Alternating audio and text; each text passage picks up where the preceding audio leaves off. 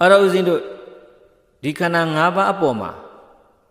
ငါပဲသူပဲပုဂ္ဂိုလ်ပဲတတ္တဝါပဲလို့ဒီလိုအထင်ဖြစ်နေတာအမြင်ဖြစ်နေတာဒီ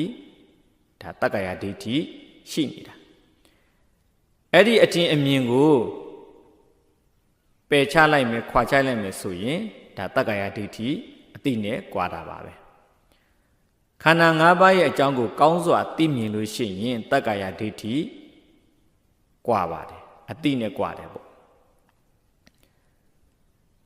ဒါကခန္ဓာ၅ပါးကိုသိပြီးတော့အတိနဲ့ကွာဥပမာဦးဇင်းတို့ခန္ဓာကိုယ်ကြီးဒီပူတယ်ပေါ့ပူတယ်ဆိုတာဘယ်သူပူတာလဲဘယ်သူဖောက်ပြန်တာလဲရုပ်တရားကဖောက်ပြန်တာရူပခန္ဓာတရားပူတယ်အေးတယ်ရူပခန္ဓာဖောက်ပြန်တာအဲ့ဒါကိုခံစားတာကဝေဒနာခန္ဓာမှတ်သားတာကသိဉ္ဇခန္ဓာ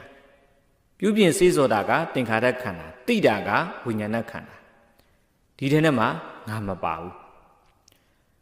ပူတယ်ရုပ်တရားကပူတယ်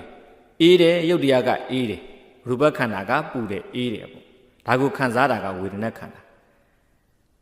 ရူပခန္ဓာရဲ့ဖောက်ပြန်မှုဝေဒနာခန္ဓာရဲ့ခံစားမှုသူ့သဘောတိုင်းသူဖြစ်တာကိုငါပူတယ်ငါအေးတယ်ငါသားလေးပူနေရှာပြီငါသမီးလေးအေးနေရှာပြီဒါဒီလိုပြောကြတယ်ပေါ့ပြောတဲ့အတိုင်းလည်းပဲဒီခန္ဓာ၅ပါးရဲ့အပေါ်မှာသူပဲငါပဲလို့အထင်အမြင်မှားနေကြတယ်ပေါ့ဒါကိုတက္ကရာဒိဋ္ဌိလို့ခေါ်တယ်အဲ့တော့ပူရာဟာရုပ်တရားပဲငါမှမဟုတ်တာပူရာအေးတာကိုခံစားတာဟာလည်းပဲဝေဒနာခန္ဓာပဲဝေဒနာတရားပဲငါမှမဟုတ်တာဒီလိုသိမြင်ပြီဆိုလို့ရှိရင်တက္ကရာဒိဋ္ဌိကွာပါတယ်ဒါတက္ကရာဒိဋ္ဌိအတိနဲ့ကွာတာပေါ့အဲ့တော့တကယ်ကြင်ကြံကြုတ်ကိုပွားများအားထုတ်ပြီးတော့ကွာဖို့ကအဓိကဖြစ်တယ်ပေါ့အဲ့ဒီလိုကြင်ကြံကြုတ်ကိုပွားများအားထုတ်ပြီးကွာဖို့အတွက်ကိုလည်းပဲအခုလိုဒါ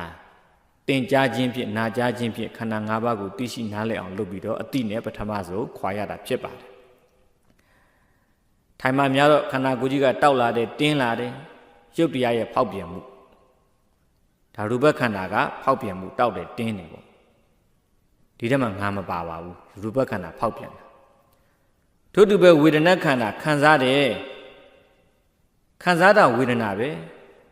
ဒုက္ခကိုလည်းခံစားတယ်ဒုက္ခကိုလည်းခံစားတယ်ဥပေက္ခဝေဒနာကိုလည်းခံစားတယ်ဒုက္ခမို့ဒုက္ခမို့ဥပေက္ခဝေဒနာကိုလည်းခံစားတယ်အဲ့လိုခံစား